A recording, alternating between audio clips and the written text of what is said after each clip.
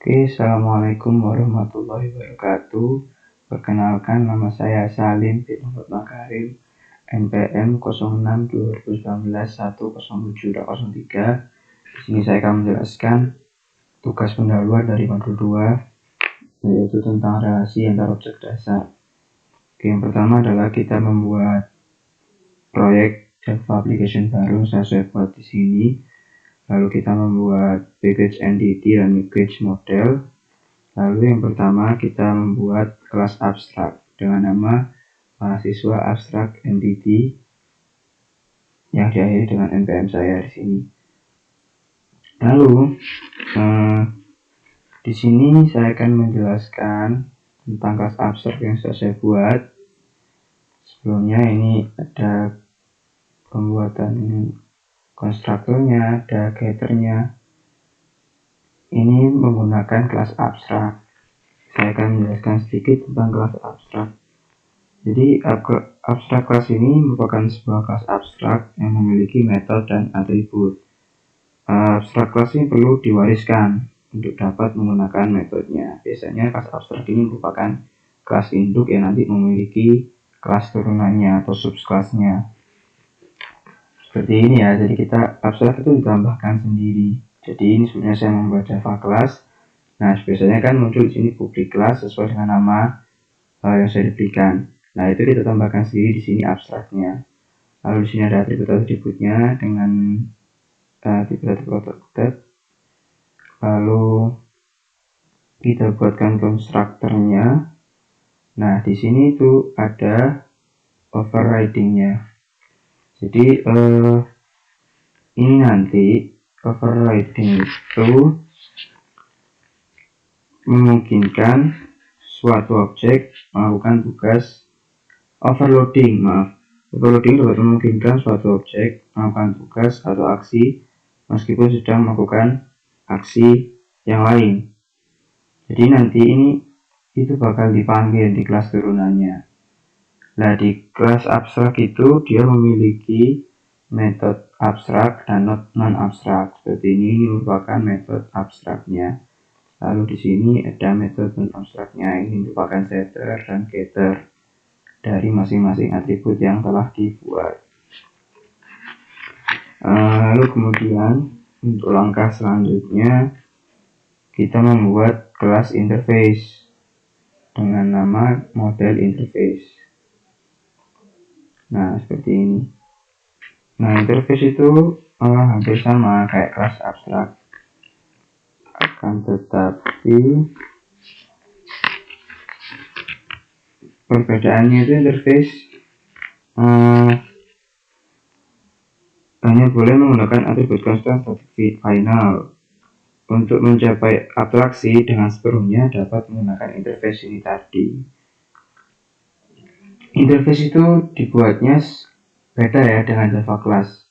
Ada pilihannya sendiri untuk Java interface.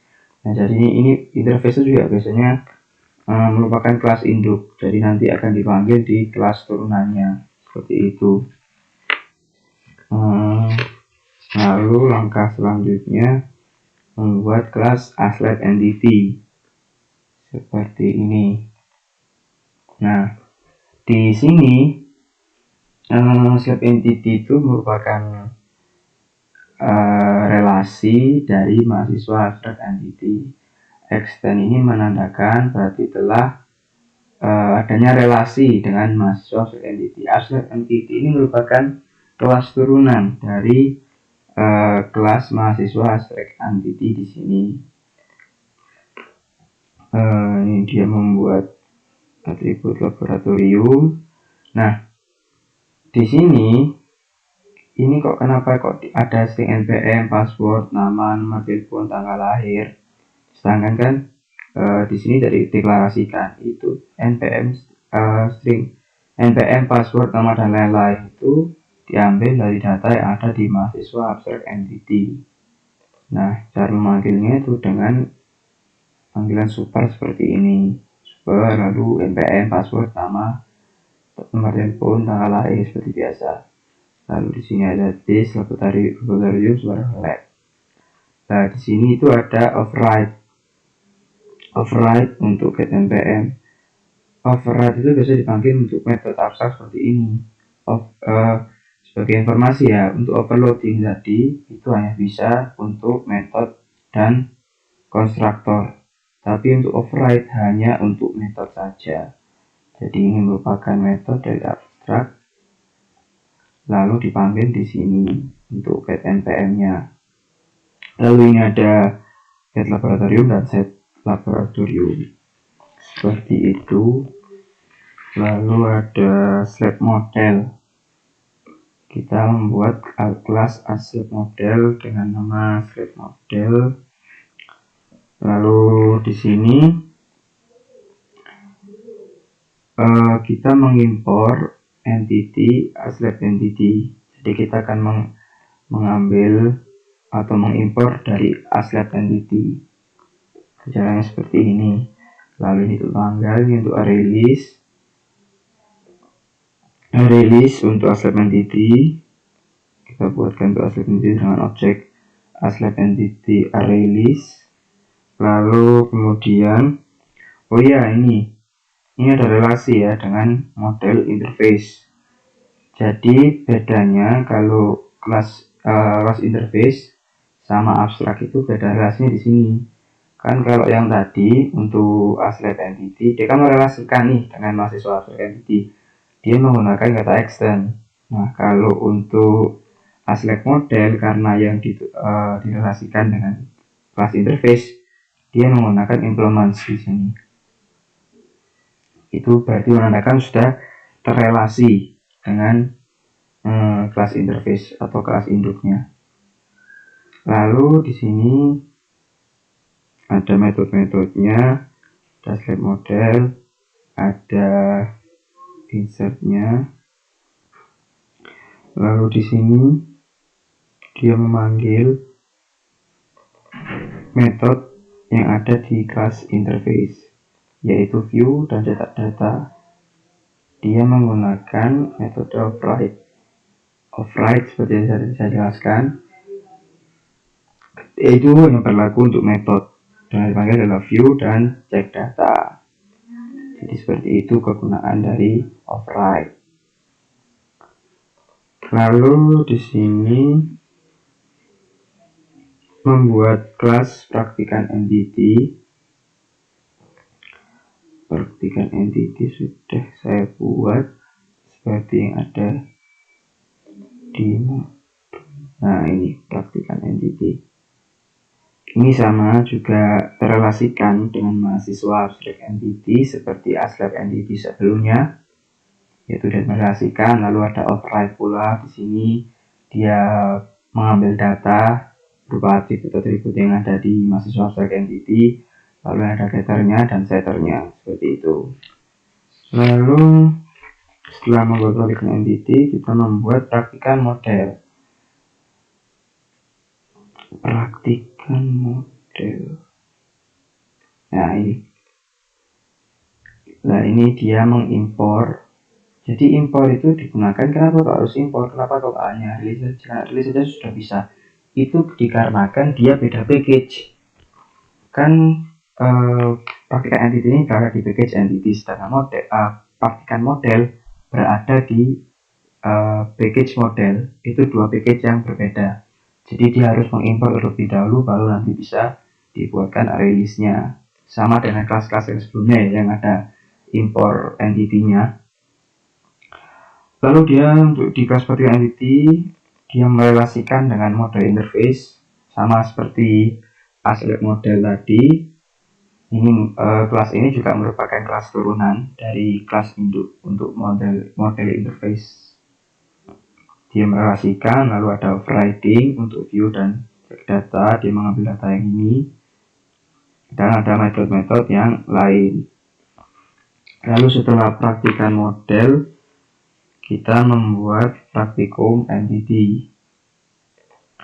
Nah, praktikum entity ini nanti berisi dari mata kuliah yang dipraktikumkan.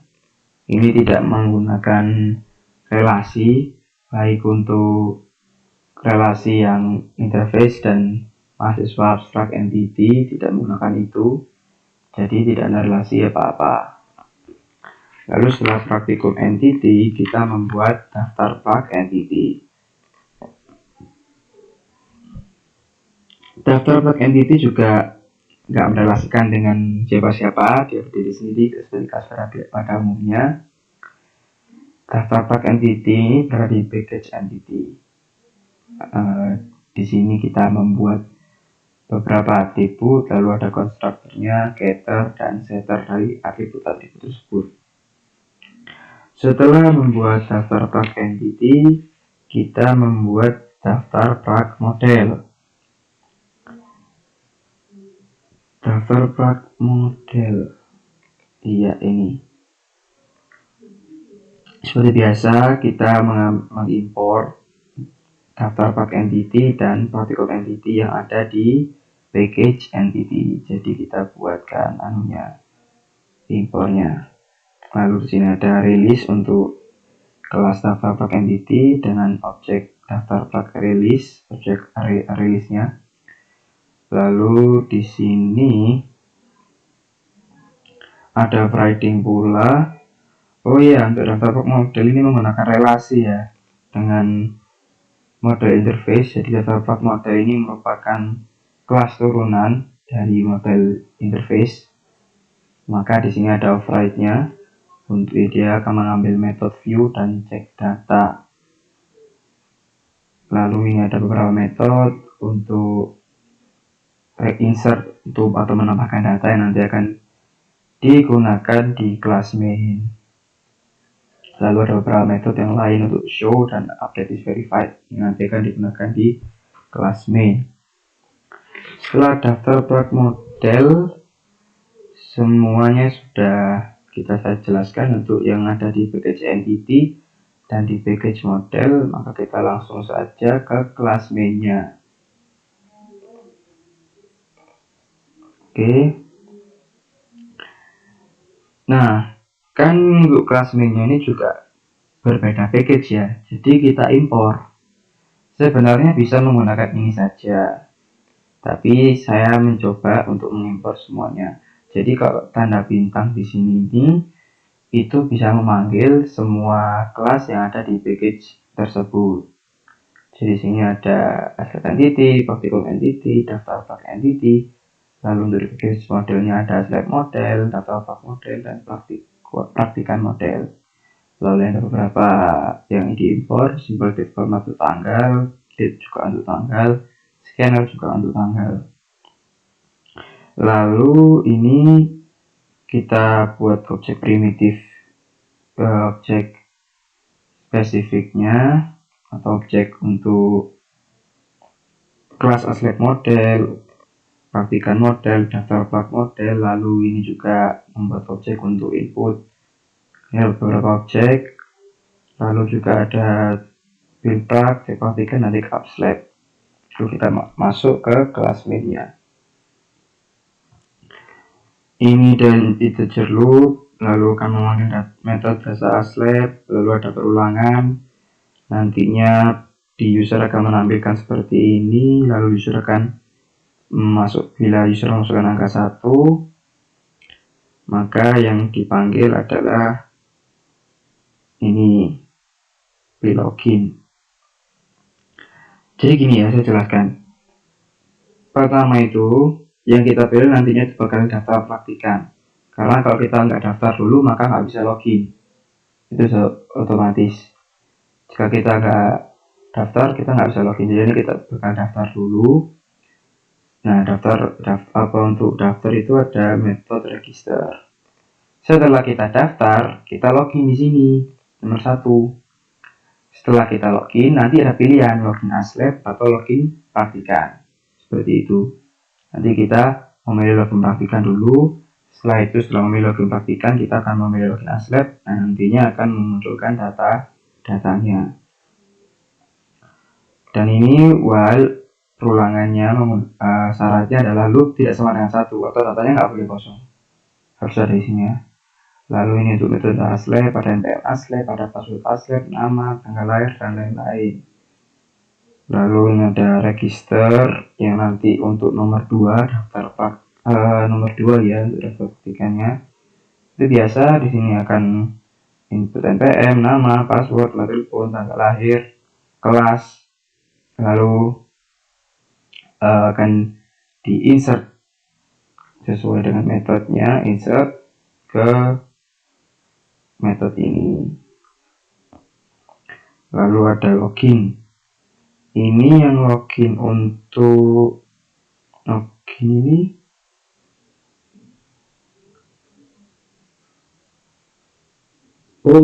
ini untuk praktikan. Ini untuk praktikan yang login. Jadi nanti ada NPM dan password. Lalu ada cek data. Metode cek data itu digunakan apakah NPM dan passwordnya sudah sama seperti yang di daftarnya. Kalau sudah sama maka dia akan menampilkan seperti ini. Selamat datang, lalu ada namanya sesuai dengan nama kita dengan memanggil get nama di sini. Lalu karena kita belum memilih praktikum kita, dia akan menampilkan Anda belum daftar praktikum. Dia akan memanggil metode daftar prak. Ini nanti akan saya jelaskan.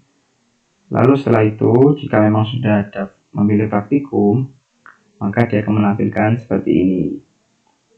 Nah, ini metode daftar plak ya, yaitu pilih praktikum entity, nama lalu length, lalu akan memunculkan praktikumnya, lalu kita nanti bakal memilih, lalu akan dimasukkan ke objek release ini. Nah, ini ada login admin nanti itu NPM-nya sesuai dengan NPM dan passwordnya sesuai dengan yang ada di sini. Jadi nomornya dan lain-lainnya pun sesuai dengan yang di metode data aslab. Lalu ini ada metode update is verified. Ini untuk menandakan bahwa kita telah terverified datanya ya. Oke, nggak perlu lama lagi, langsung saja kita run.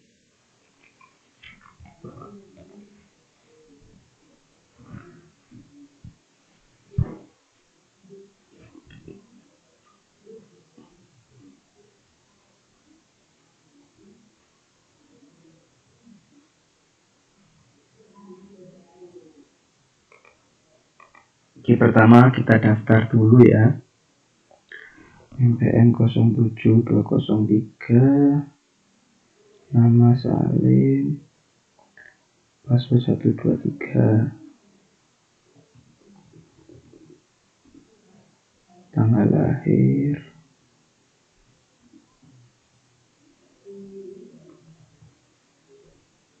kelas G1. Nah, setelah itu kita login praktikan NPM 903, password 123. Nah, kita memilih praktikumnya, saya praktikum BPO. Nah, sekarang kita login aslab-nya. Login aslab.